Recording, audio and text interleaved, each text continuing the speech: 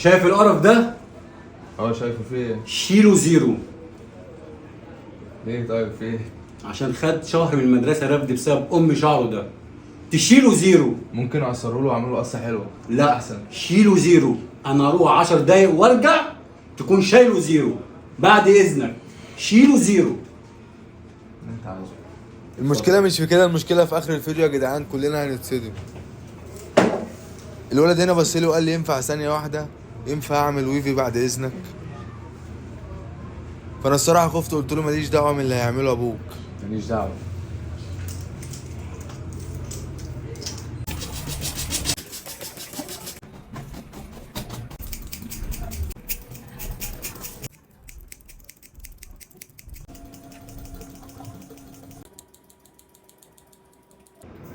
انت قلت له عايز تعمل ايه؟ عامل ويفي.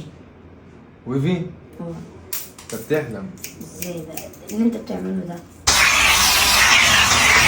بس هو كده عاجبني.